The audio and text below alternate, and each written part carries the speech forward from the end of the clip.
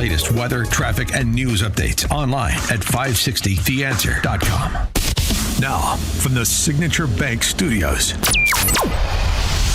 this is Chicago's Morning Answer with Dan Proft on AM 560. The Answer.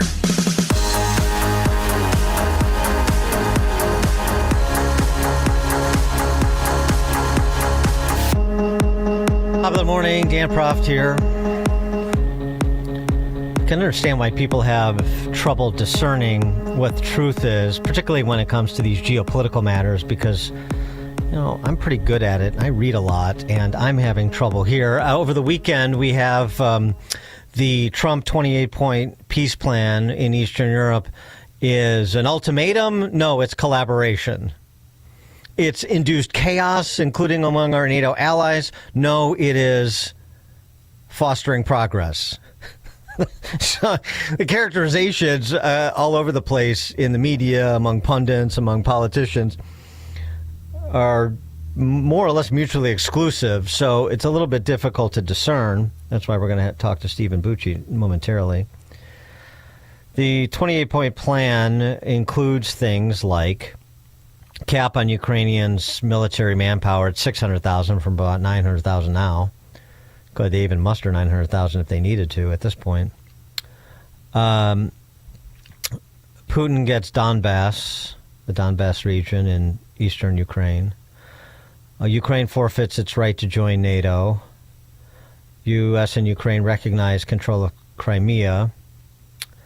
And that is what is generating this sort of response from establishment Republicans like Mike McCall, Texas, and, of course, establishment Democrats like Mark Warner from Virginia. This initial plan would be a total capitulation by Ukraine. I think it would go down, frankly, as a historically bad deal, rivaling Neville Chamberlain giving in to Hitler before World War II.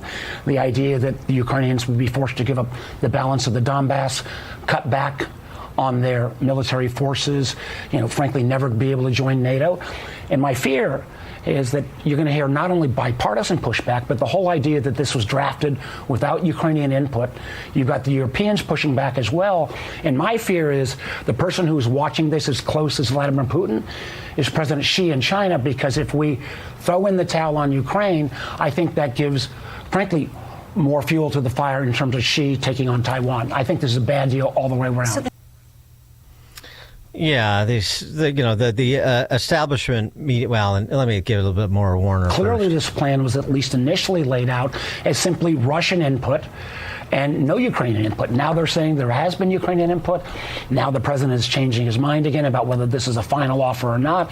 End of the day, we all want to see peace, but we don't want to see a peace that rewards Vladimir Putin. So let's start there and try to figure out where things are actually at and what the process actually is and how much progress is actually being made in Geneva. Stephen Bucci served America for 3 decades as an Army Special Forces officer and top Pentagon official, now a visiting fellow in the Heritage Foundation's Allison Center for Foreign Policy Studies. Stephen, help us suss this out, please. Well, now you're giving me a pretty big task to pull off this morning. Yeah, I know. Look, I don't agree with Senator Warner on much of anything, but I have to tell you his analysis is pretty close to being on the mark. I'm a little distressed by this peace plan. I expect that a peace plan will eventually cause Ukraine to give up some things it does not want to give up. But this is kind of sounds like Russia's going in position and not where you want to end up. I agree. There's too much given away in this initial plan for it to be coming from the negotiators. This sounds like the Russians' paper that got thrown down at the table initially. So I'm hoping that there'll be some retrenchment from this, that, maybe they give back, let them keep part of the Donbass and Ukraine won't join NATO in the next 2 years or something like that. But This is just, it does. It smells like capitulation. And I know our president badly wants to bring peace, but the cost can't be that high. Well, so here's the thing. Rubio, Secretary of State, among other titles, said the discussion yesterday was, quote, probably the best meeting and day we've had so far in the entire process, going back to when we first came to office in January, adding, this will ultimately have to be signed off by our presidents, plural, although I feel very comfortable about that happening, given the progress we have made. So clearly they're in communication, so it's not an ultimatum. It's not a take it or leave it. So that's sort of being mischaracterized. And in addition, I don't know, Rubio, who's not given to sort of the Norman Vincent Peale optimistic superlatives as much as Trump is, seems to be pretty sanguine about the progress. Well, and Rubio has been the true realist in the administration since he started. You know, frankly, much to the delight of most of us who thought, well, I guess he'll be okay.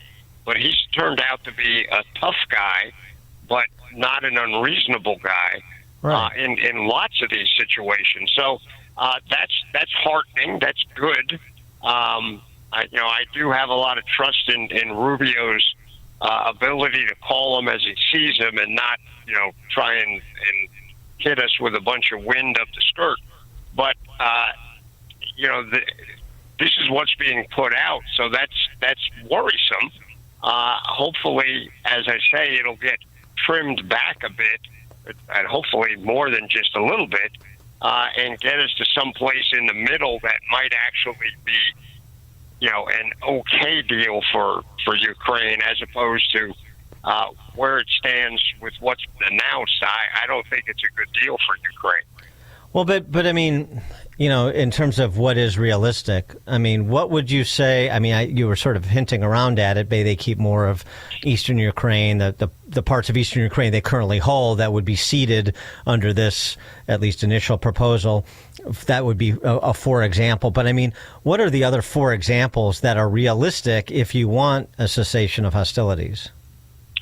I think probably a lesser, or a higher ceiling for Ukraine's military, some sort of line of demarcation, zone between where the Russians are now and Ukrainian terrain that would be a buffer zone. Something like that, so the Russians can't stage, massive numbers of troops in the future right near the border to be able to just roll in. Something that if there was a continuation of the fight, that it would happen on the ground that Russia owns, not the ground that Ukraine owns. Something like that. I think. No restrictions on weapon systems that Ukraine could acquire. So if they can get somebody to sell them something that gives them a little more kick, then they're up to them to do that. So, right now Ukraine is at a disadvantage. To put all the restrictions on them and none on Russia, that's a mistake. I think Russia needs to feel a little bite of this stuff too. Yeah, Holman Jenkins had an interesting observations in his piece on this in the Journal about Putin, too, and understanding Putin. When the war stops, he writes, the irrepressible political subject in Russia becomes the future of its aged autocrat in light of a failed war. If past his prologue, he, meaning Putin, will overreach in response to this week's peace proffer, rejecting what many in his entourage would view as an attractive exit from a strategic miscue. Don't underestimate either how ill-informed he might choose to be about what's really happening in Ukraine. I mean, right, when you have an attitude that there is sort of no body count that is too high for me to press on, and you understand that this has to be viewed through the lens of a grand victory for Mother Russia, lest that perhaps creates some instability within circles closer to Putin than is comfortable, then maybe he sees this as a sign of, as you sort of said, a desperation from the West for peace at any price. And so, no, I reject this and I want, this much more. And it's just his ongoing negotiation in bad faith, or just his own sort of, megalomaniacal attitude towards what he thinks he can accomplish. Yeah, I think that's a pretty reasonable analysis. I mean, based on Putin's behavior up to this point, he'll, oh yeah, that sounds good. We'd like to talk about that, and then literally the next day, he doubles down on attacks against civilian infrastructure. It is literally a sharp stick in the eye of the negotiators of President Trump, if you want to say that. So that should not be rewarded. That's the kind of behavior that we are supposed to poke back at to get them to back down, not to sit there and think that they can continue to do that sort of thing. Moving on to another topic that includes our Western allies, mass migration. So Trump, after this expose on the many layers of fraudulent conspiracies to commit fraud against federal, state, and local government by Somali immigrants. Some may be U.S. citizens, some may be permanent legal residents, some may just have TPS, temporary protected status. Trump moved to eliminate temporary protected status for Somalis, not just in Minneapolis, but that's primarily the focus since the population there is so big. And this piece that we talked about on Friday that came out of the Manhattan Institute detailing these conspiracies from COVID fraud to frauding the autism program, which is federal and state, I think in part Medicaid-funded program. I mean, they're pretty intricate and substantial, the amounts of monies that were stolen, grifted by mainly those of Somali extraction. The Department of State, so back to Rubio, posted these comments on X, which was interesting. Mass migration poses an existential threat to Western civilization and undermines the stability of key American allies. Today, the State Department instructed U.S. embassies to report on the human rights implications and public safety impacts of mass migration. Mass migration is a human rights concern. Western nations have endured crime waves, terror attacks, sexual assaults, and the displacement of communities. U.S. officials will urge governments to take bold action and defend citizens against the threats posed by mass migrations. Officials will also report policies that punish citizens who object to continued mass migration and document crimes and human rights abuses committed by people of a migration background.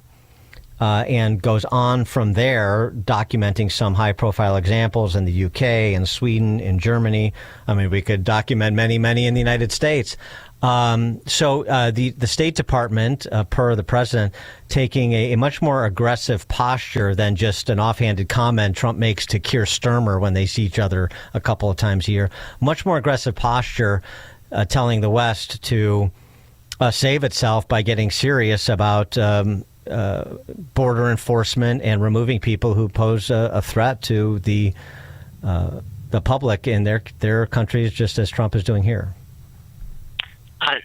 Look, this is has been percolating for a while and getting closer and closer to the surface. This report is calling the spade a spade. It's going to drive the liberals crazy, but the peoples in our country and in these other countries are going, yeah, that's what we've been saying for the last couple of years, and you knuckleheads, actually throw us in jail rather than throw the criminals in jail. This is not radical right-wing propaganda. This is calling the truth. And if that bothers people, sorry, it's what's really happening. So, kudos for the folks who wrote the report. Kudos that the State Department seems to be taking it seriously, and hopefully we'll get this, can get our stuff fixed and maybe help some of the other countries that are in the same sort of bad situation. I have to get your reaction to that video that was posted by a half dozen Democrat socialists who are either served in the military or an intel agency last week. They're calling on members of the military to, or remind, this is their version of it, reminding them that you don't have to follow unlawful orders from the president. Just a friendly reminder. They can't point to any unlawful order that the president gave. Jason Crow couldn't. Lisa Slotkin couldn't. But, just as a prophylactic measure, of course, this was Slotkin on This Week yesterday with Martha Raddatz addressing the issue, and I want to get your response to her explanation for the video. Do you believe President Trump has issued any illegal orders?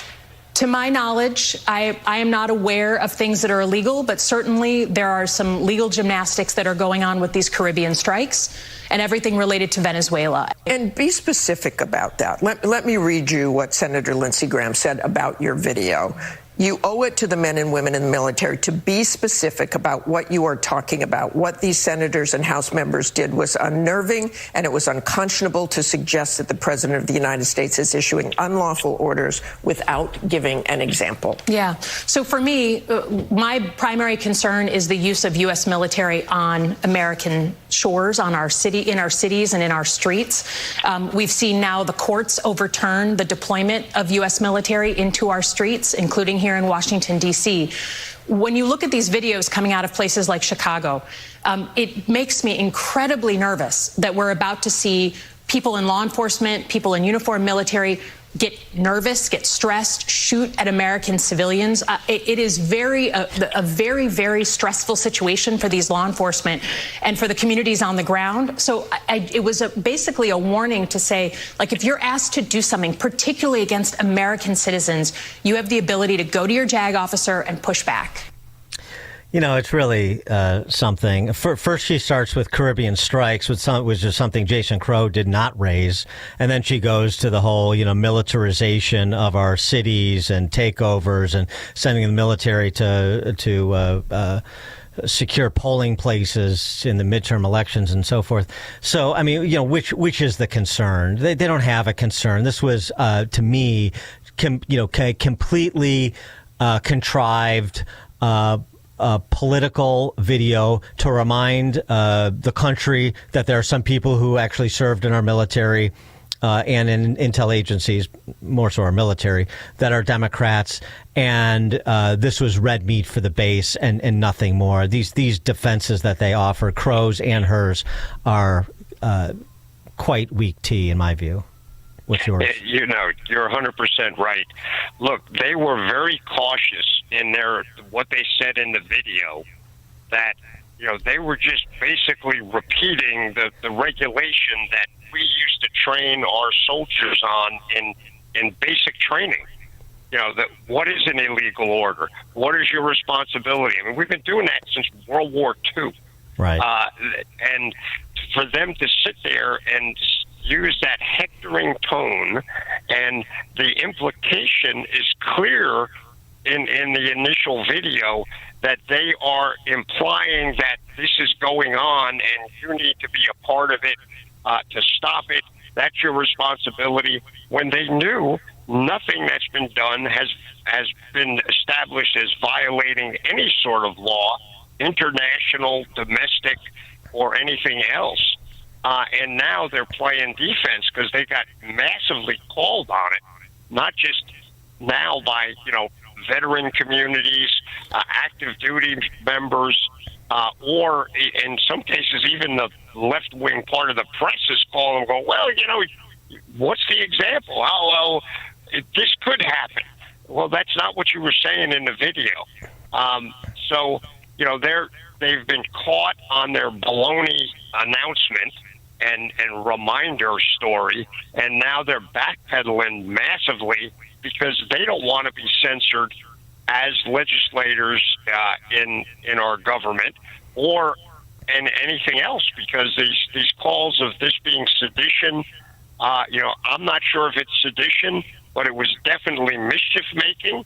And then if somebody does something, if some young sergeant says, I'm not following that order, it's illegal, and then you find out it's not illegal, that young person is getting thrown out of the military or possibly thrown in jail. And I guarantee none of those legislators are going to step up and say, well, we planted that idea in his head, so you should let him go.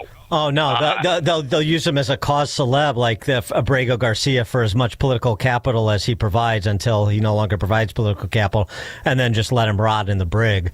I mean, that's the thing. And the other piece of damage control that was introduced by Slotkin is, we've just had so many enlisted men and women come to us and ask, what should I do? And totally contrived because of just what you said. And even Jason Crow mentioned it with how he used to instruct his the men and women under his command about the Uniform Code of Military Justice and the access to JAG Corps officers if you have a question, and so on and so forth. So the whole thing is a complete fraud. And as particularly as men and women who serve, particularly in the military, more so than the intel agencies, they should really be ashamed of themselves, starting with Jason Crow.